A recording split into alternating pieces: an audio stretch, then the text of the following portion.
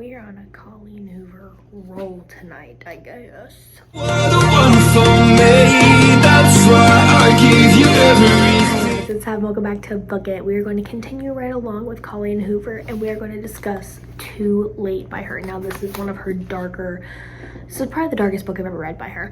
And she even talks in the very beginning on how this book was not supposed to be released to the public. This book was literally just supposed to be like her pet project that she worked on when she was had writer's block and stuff like that. So the fact that we got this is first off amazing, but secondly, how was she not going to give us this? This might be my new favorite Colleen Hoover book, 100%.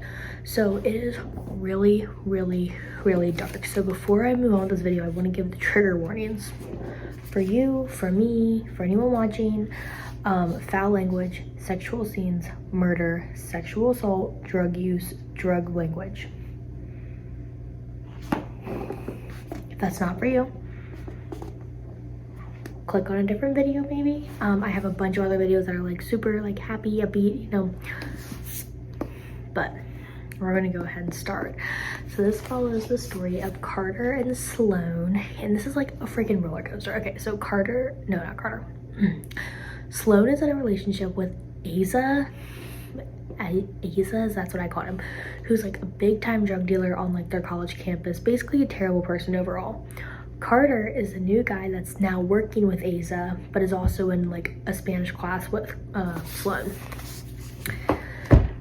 So here's where things get dicey. Carter's real name is Luke. He is an undercover DEA agent, and his task is to take down Asa.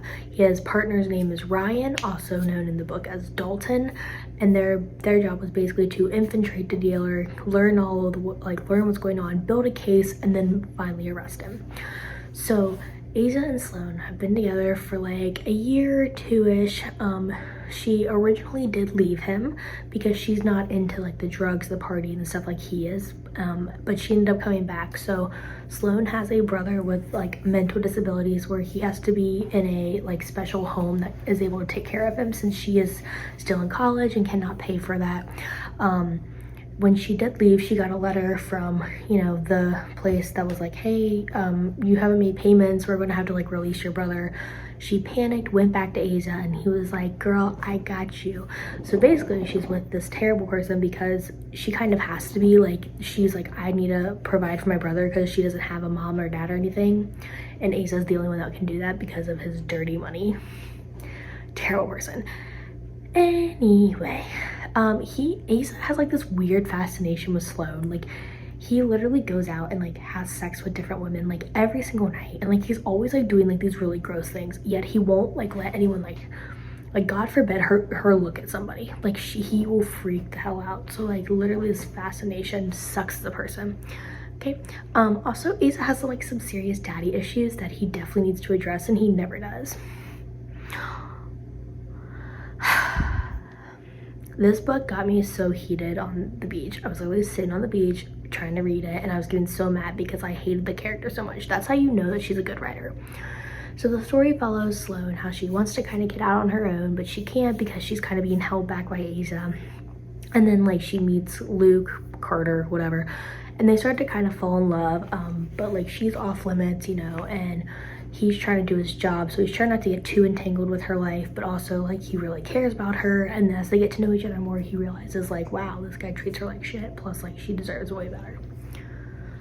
So you see them start to fall in love, and they have to hide it because Asa's literally a psycho. He's are you he's hooking up with people? And she's no, I'm not. And he doesn't let her do anything. So she ends up hooking up with Carter, and then Asa freaks out, and he's doing drugs again, really bad, and he's do you love me, do you love me, do you love me? And she's yes, I love you, but chill out. And he's no, don't tell me what to do. So he ends up proposing to her, and he's we're gonna get married, I'm gonna make you my wife or whatever, because you're not a whore. Weird fascination with whores. And he basically tells her he's going to get married to her just so he can basically keep an eye on her, and it's really effed up, but she agrees because she's scared for her life basically. And she knows like Luke basically is like, hey, just so you know, I am an undercover cop and like I am trying to build a case. And she's like, okay, cool, get me the hell out of here. So like, it's so cute, but also like really sucks. So Asa invites everyone over to like a family dinner, and the FBI breaks in and basically is like, everyone on your ground, like what's your name, like questioning everybody. And Luke's like, my name's Carter, and he's like, you don't have a last name, you're just Carter, and starts screaming at him. And Luke like he hears Sloane scream from upstairs because she was like sent upstairs to hide, and he hears her scream and he's like, no, my name is Luke, I'm an undercover agent, my badge is here, like please get this. Just to find out that Asia had set it all up. Like Asia's literally a piece of shit. And also, I don't even know if I'm saying his name right. It's ASA. I said Asia the whole night, but it might be like Asa,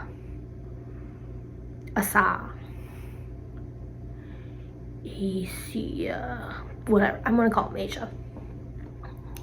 Asa. So basically after that, like there's like a whole big fight, and you know there's gunfights, and Luke gets shot, and so does Asa, and Asa's on like house arrest, and Dalton breaks his undercover to basically go in and save his partner. So Ryan saves Luke, and it's like a whole big like scenario mess, and Sloane's freaking out because she doesn't want anyone to die, and she ends up like staying in the hospital with him, and he ends up coming out and everything's cool, right? So as they're waiting for him to go like through trial, he's like out on house arrest and out on bail, and this is when Sloane finds out that she is pregnant. And usually if someone has like a pregnancy trope in a book, I'm like out 100%. I'm not for it. I don't like them. But in this case I did, because she was like, well, she did have unprotected sexual relations with Luke, but she also did with Asa. So she's like, I really hope it's Luke's, but it might be his. And she's like, oop, I'm pregnant. And Asa's like, well, if that's my kid, I'm gonna be the dad. Like, I'm gonna be amazing and whatever. And then he tries to like break into her house and tries to get her back, and you know, finally he ends up like just popping himself in the foot too much, and Luke comes in and saves her multiple times, and Asa ends up dying. And that part for me wasn't sad, because I was like, he literally sucked. This book had me so angry. I hated him as a character so much, so when he died I wasn't like super like heartbroken. I was like, oh my gosh, because it was kind of like a big scene. I was like, go Luke, go. Like I'm cheering for Luke out here, like, you know, in the stands. But I will say this, at the very end of the book they go to his funeral, because Sloane's like, I kind of need a little bit of closure, and they end up going to his funeral, and nobody showed up except for them two and like the two people that work for the funeral home. And that is the part that made me so sad, was because this man had spent his entire like college career like surrounded by people. He always had somebody with him. He was never alone. He like had all these friends and they all partied together. But the minute things got rough, he literally was on his own. And I felt so bad for him on that part. But it does reveal how he did have some sort of like, I want to say, I think they talk about like schizophrenia or like something with he had hallucinations, and he was really freaked out that someone was going to come like steal like his wife or whatever, just like his dad did. Like his dad had the same issues growing up as a child, and he talks about that a lot, and he runs into his dad in like later years, and he like doesn't say anything like about it. And it's actually really sad. Like when you look from his perspective, which they do talk about, Colleen breaks it in between Luke's perspective, Sloane's, and Asa's. It's very sad. Like it's a very, very sad side of him, but at the same time this man was such a terrible person that I can't even feel bad for him. Like yes, I feel very sad for him that no one showed up to his funeral, and yes, I think he had some serious things wrong with him, but like he was such a dick. Terrible man, literally terrible man. Overall, this is a 5 out of 5. Literally my new favorite Colleen Hoover book, and if she writes anything to top this, I will be like so impressed, because I flew through this baby on the beach. Like I'm talking like, I didn't even annotate it the first time. I had to go back and read it a second time to annotate it, because I was just like, and they like talk about, it's very different. So like I literally just did a review on It Starts With Us, which is now back there on my little shelf. and it was all like happy and, you know, like la la la la la. This is not la la la la. This is like, it's so good. If I could reread a book and like get the same reactions I did the first time, oh my god. And my family, I was sitting next to my family on the beach reading this, and they were like, what's going on, what's going on? Because every time I'd read, I was like, oh my god. And like, literally, this is so great. So overall, 5 out of 5. I think I gave this smut a 3 out of 5. There was some stuff, but like not everything that was like my taste, which is totally fine. But I did give it a new scale, anger, which was 500,000 million out of 5, because I got so angry. But basically, this book, I'm now like recommending this book to people, like my friends that like I know, like, you know, if they have any triggers or anything, I am recommending this book because it's so good. I'm trying to be quiet too because my partner is sleeping, but like this book is so good. But yes, you have to read this book. It's, oh my god, like I have never had an obsession book that I've had so much like over. It's a psychological suspense novel, which is different from what I usually read, but it also has romance. I'm like, that's so cute. But it makes you want to love Carter, Luke, whatever, whoever. And I'm not gonna lie, Sloane's kind of a bitch the whole book, but like, if you can overlook that part, you'll be fine. Because I overlooked it, you'll be good. But yes, 100% read this book. 5 out of 5, favorite Colleen Hoover book. Honestly gold.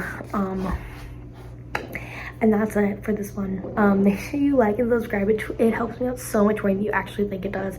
Also, you know, leave a little comment about, I don't know, something. What drug would you be? No, that's not. There's a whole skin here where Asa talks about what drugs people are. Like, he says like